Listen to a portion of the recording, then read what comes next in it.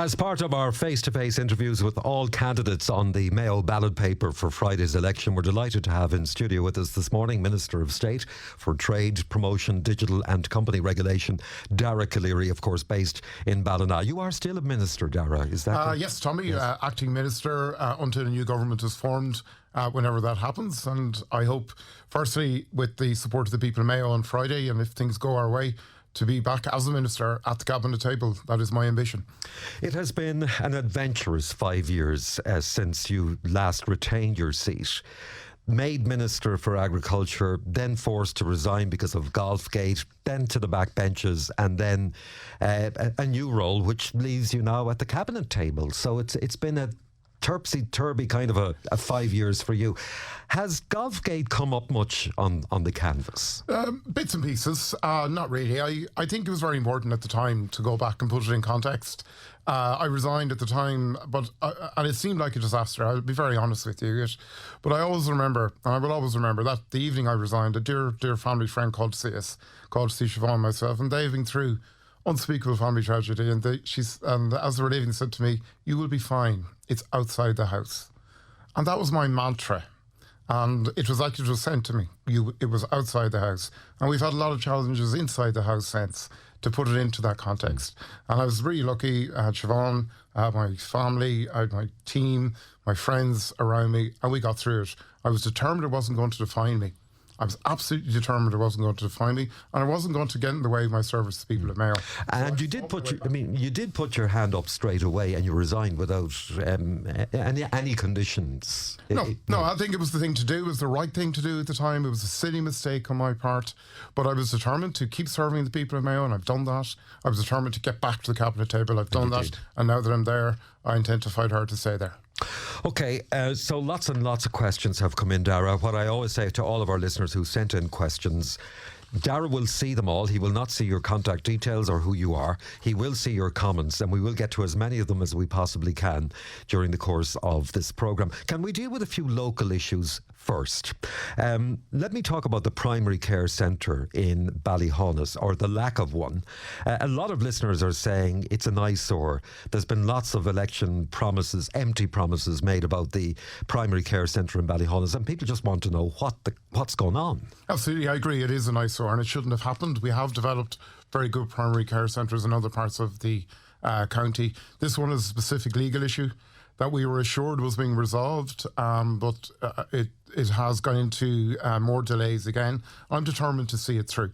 I think it's very important for the people of Ballyhonus that we have a primary care centre here, that it's staffed, that all the services are provided. And what are the delays? As I said, it's legal around contractual issues, is my understanding. I know HSE estates are trying to resolve it. I have been in constant contact with HSE regional management. I want this solved. Stephen Donnelly is aware of my frustrations on it. He has put pressure on the HSE to resolve it. I want it opened.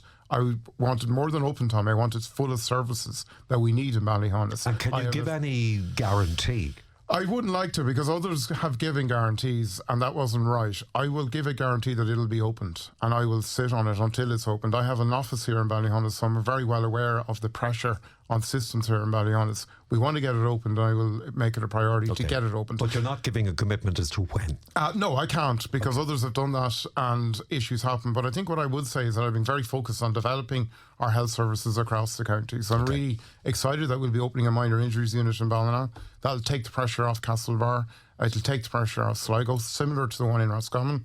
We're going to be rebuilding Balona Hospital and Belmullet Hospital to give extra services, to take the pressure off Castlebar, and to ensure we provide care in our community. And I want that care for Ballyhonus too. Okay.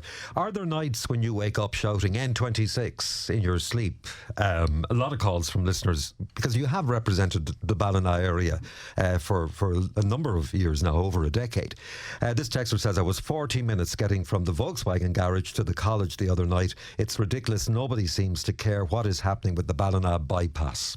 So this is a big issue for me. And yes, I regularly shout N26, because I shouted at ministers and I shouted at the Taoiseach even as late as yesterday afternoon. We got it. I had the funding in place. It didn't get planning permission in 2010. And it has been mired in planning since then. The Balona Bypass issue, so that's a major issue. To get in the Station Road, the Dublin Road, particularly for residents on it, if you're turning right for workers in Hollister, if you have to turn right into town. We are actually in the middle of a consultation at the moment with a new bypass going out onto the Crossmolina Road, which will take Crossmolina and Erris traffic, potentially up to 5,000 vehicles a day, off that stretch of the road and make it easier. We have to change the lights at the font. They are old style lights. That has been promised for some time. I want Mayo County Council to get them installed. That doesn't sound like a huge thing to do. You'd think, but it's not going to be the solution, Tommy, either. I think I don't want to put it up. It's part of a solution, but in the interim, while we get the bypass underway, it's at the stage of routes. Routes were displayed in the Great National there a couple of weeks ago. A route will be selected next year.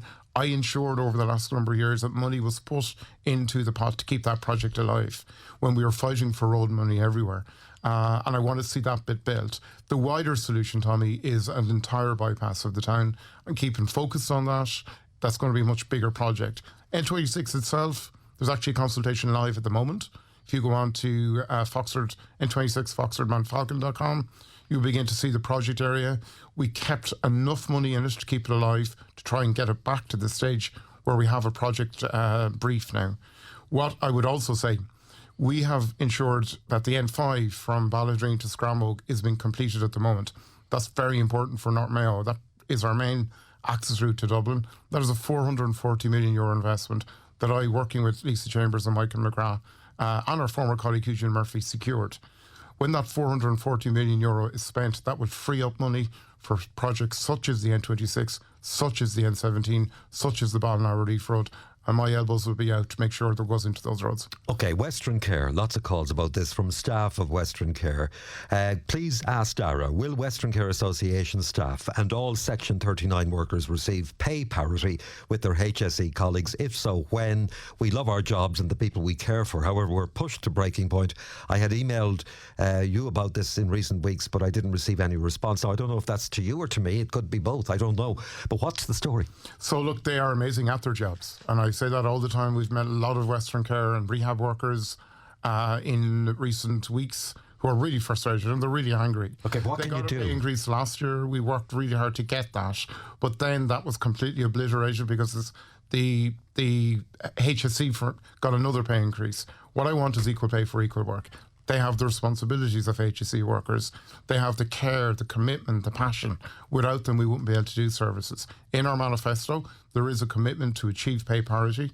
We're not putting a timeline on it because it's proven to be very complex, but you can be assured, I really value their work. I see it every day. We engage with the agencies every day. I know they're frustrated. I know they're angry. I know they're sick of hearing promises, but it will happen. Yeah, but what is complex about pay parity?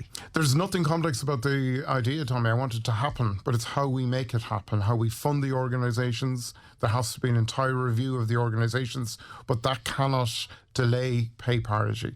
So get the pay parity in place, then we've got to review that entire sector. Okay. And we are reliant on an old-style sector, but we have amazing care from amazing people in amazing organisations. All right. Belmullet Hospital. Now, I know many of our TDs have been on about this, but what Kathleen wants to know from you is, what are you going to do? We need more beds in it. And what is happening down there is absolutely, she says, a scandal, closing the hospital. It's not been closed. But and actually, beds are closed. It's not been closed. And actually, I have a commitment. I have an email from Stephen Donnelly that the Belmullet Hospital project, along with Balona, will be included in the HSE capital plan, that it will go to a rebuild of the building. And that will allow for extra services to be provided. And that would allow for proper facilities for the fantastic staff there, for the community.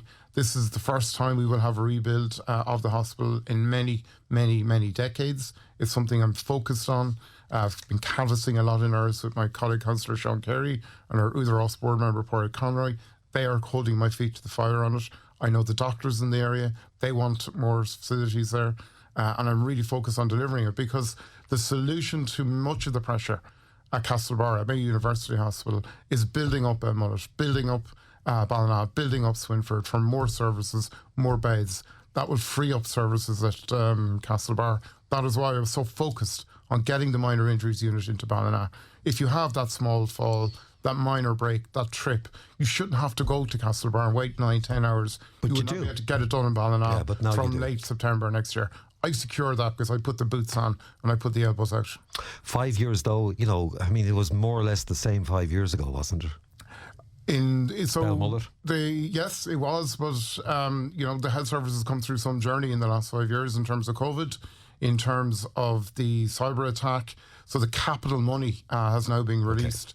Okay. And I tell you, Tommy, were it not for me pushing it, were not for me pushing Stephen Donnelly on it, there was a massive opposition within the HSE to doing both Belmullet and Balona. They don't value community hospitals. I apply political pressure and I've achieved it. My child attends the Gael School in Balona. What are you going to do to support the PE hall there? The government have turned down a funding application. If it was a bike shed, they'd pay for it. Yeah, look, that was brought to my attention during the course of the campaign. There's a fabulous hall there. It's the old Scalporic. For people who don't know it, that hall was refurbished about 15 years ago. I'm in touch and I've spoken to Minister Foley about it. She is asking her officials to check it. It's a hall that is a community facility, as well as the High and Gael School, Scoil Sin an Tábhachtach, and I want it up onto the best facilities possible. Okay. But I'd also take the opportunity, Tommy. We've invested extraordinary resources in education, new St. Mary's Secondary School, new schools in Auckland, in Inver, new Cullings National School. I'm particularly proud to have invested in St. Muirdick's College. So there's no problem getting investment into capital in education. I will work on this. But would you say to those people to reapply? No, I'm going to engage and find out what was the problem in the department, why they haven't funded it. There is a challenge, which is kind of bizarre, and I am frustrated at this. We're trying also to get a hall for Colossus Public as well. The department aren't funding PE halls at a time they should be, when we have an obesity crisis, and we're trying to get children to exercise, and that's something I will want changed in the programme for government. But who makes that decision? Look, it's the priority has been getting places and getting classrooms, getting real presumably schools. Norma Foley signs off on that. She would have signed off on her capital priorities being for classrooms and being for new schools. Okay, and not We've PE. got to get the PE halls up. But this is an existing one. This isn't a new one. This is only repairs. Has the IDA picked a site yet in Mayo? We have a site in Balona which we're trying to get through planning at the moment on the Sligo Road. There is a budget set aside for it. I've been engaging really detailed with IDA, with Mayo County Council, with TII, Transport Infrastructure Ireland, have issues with the site and with access on to the N59. I've made sure that the IDA have a property budget, so that when we get through the planning, that will be proceeding. Also, the new IQ in Balona, the Innovation Quarter in the Market Square, that has a property that the IDA are going to assist us in marketing. Okay. And that will bring employment into the town centre of Balona, bring footfall even into the town centre of Balona. That's something that's very important. You opened a Balona hub last month. The listener says a lot of fuss, but nothing in it. Is it just another waste of public money? That's what I've just spoken about. That's the IQ Centre. Okay. Yeah, so we're working with IDA, working with Enterprise Ireland to market it. There's some really amazing companies in there, Tommy. Yeah. With extraordinary ambition for not just Balona, but for lots of towns. One really fabulous company trying to reimagine what town centres are going to look like. And I'm really excited by that. New designs, new ways of getting people into town centres. We need to look also, what are we doing with our town centres when retail is changing? We need to look at our rates system. I think people who do up their businesses, do up their premises, are getting penalised by extra rates. That's not an encouragement. But that centre is an amazing investment. Okay. It's a 9 million investment in the heart of Balona town. Now, I want to talk to you about self-employed people, because for years and years they've been belting a drum saying, look, we're self-employed, but if we're off sick, we can't get any payment. They pay their PRSI and their income tax. And yet, if their employees are off work sick, they can get their social welfare. Why is there this disparity between being self-employed and being courageous enough to take on a business that could provide profits, that can provide revenue for government, not being treated in the same way as an employee? It's a bit like HSE versus Western Care, isn't it? Look, it's an anomaly that's wrong, because I have had, it's one of my passions of my time in politics is enterprise and supporting business people and entrepreneurs, especially in the last 2 years in the Department of Enterprise. I've seen people taking an extraordinary risk to give employment. But why has the government ignored them? We haven't fully ignored them. We are beginning to change it. We've introduced credits, pension credits, that self-employed people can pay pension credits. We're trying to encourage investment. that they can invest in different ways for their pension to get pensions back. I'm very focused on PRSI for self-employed, that if they go sick, that they will have backup for it by doing payments. Is there anything in the manifesto for them? We have a number of commitments to support self-employed and to support their access to finance, support access to insurance. But if we are in a position to construct a programme for government, I'd certainly be banging the drum for them, because I know the risks they take. They are the people in the enterprise who may not get paid at the end of the week, while others get paid, and I want that risk to be rewarded. Okay, iPath centres, particularly in North Mayo, there are allegedly a number of applications in for iPath centres, one in Balona. Now, the Dolphin Hotel have categorically said there won't be an iPath centre in the Dolphin. They confirmed to us that last week. Where do you stand with the one that's alleged to be for St Mary's? So it's not a suitable school. Location. It's not a suitable building. That was a building that served as a school, and then the building wasn't fit for a school. So it's certainly not fit for accommodation. And, it's in the middle of an estate. It's not fair to put that under people through it. What we are proposing in our manifesto around is much more centralised accommodation in bigger areas that can take it in cities, much more focus. We're setting up an entire new department, and one of its responsibilities will be dealing with accommodation and dealing with immigration much more efficiently, much more quickly, but also giving a welcome to economic migration, because we do need economic migration. We need faster work permits, because they are keeping many businesses going, keeping many of our health services going, and it's important that they are welcome. So have you got any power to, you've already said you don't believe the St Mary's Secondary School area is suitable. Do you have any power to stop it? It's a planning at the moment, but there's no application in. I have been in contact with iPath. There's no application in to iPath, and I've asked them to keep me informed if anything goes in. And what if it does? I have said to iPath that this is not a suitable location, and that they have to consider the entire area and what is there at the moment. I've also said, Tommy, and that's why I'm really focused on setting up this new department, iPath is this developer-led system has to stop, because it doesn't look at the broader picture. It's not fair in local communities. It's not fair in the people who are coming into the country either. So it's not working for anybody. That's why we're moving away from it to a much more state-focused accommodation model.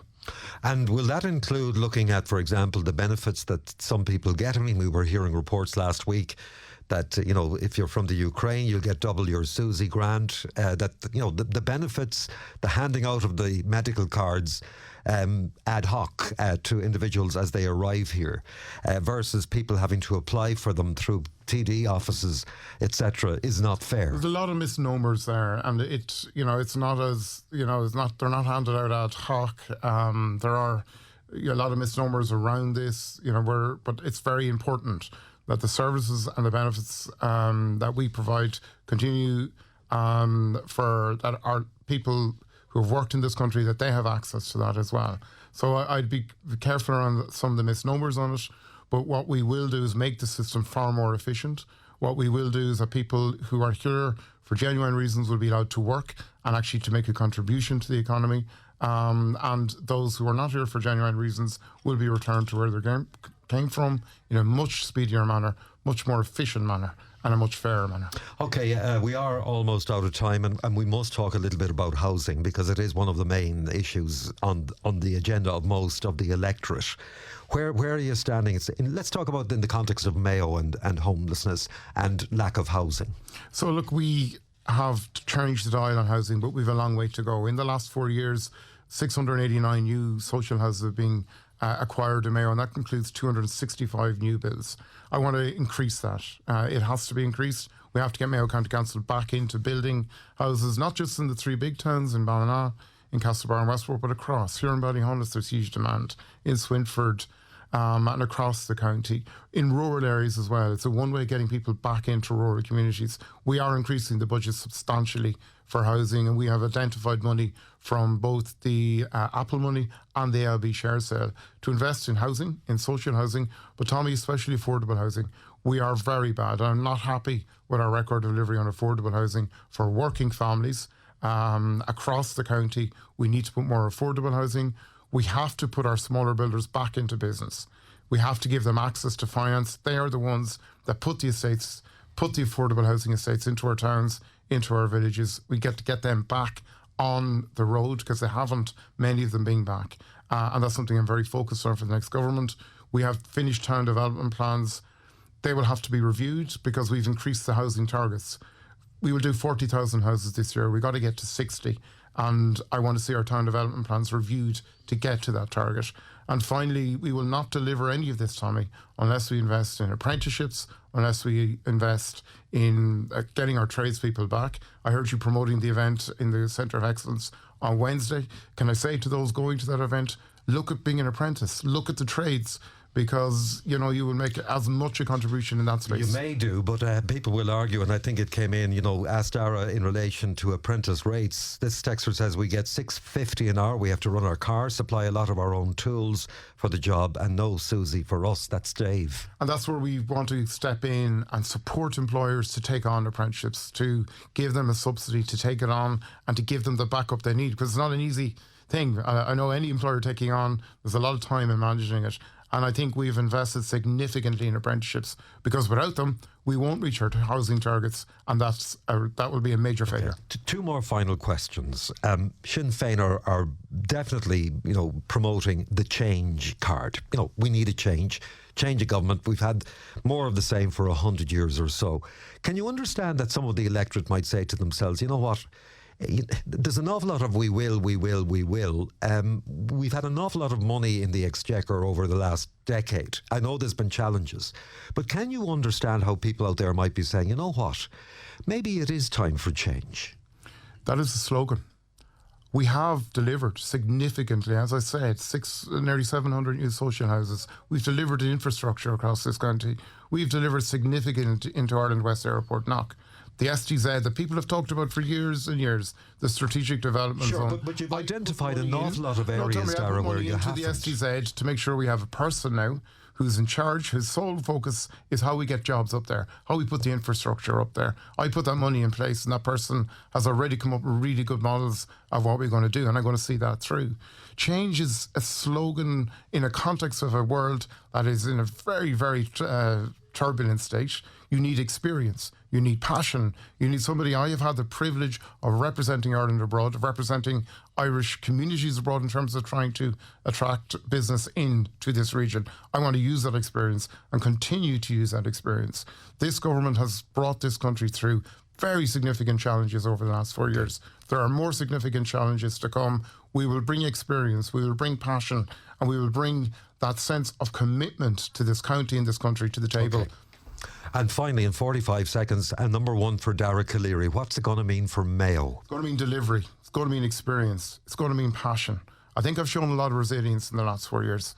I want to continue showing that resilience. And what I would say, if people want me in the next stall, there's no safe seat. They have to give Dara number one if you want Dara in the next stall. Very good. Dara Calleary, thank you very much indeed for coming in. Appreciate it very much indeed. That's Dara Calleary of Fianna Fáil. Now, just two candidates are left in our election discussions. Tomorrow, Ciara Keogh of Fine Gael will be live in studio with me. If you have questions for Ciara Keogh, you can get them to us either today or tomorrow morning. And then on Wednesday, we finish our face-to-face discussions with Joe Daly of People Before Profit. I should actually at this stage just highlight the fact that that means that two of the candidates on your ballot paper have declined our offer of face-to-face interviews. Patsy O'Brien, independent, at the very beginning when we contacted all of the politicians and offered them a slot, said he would not be availing of the slot.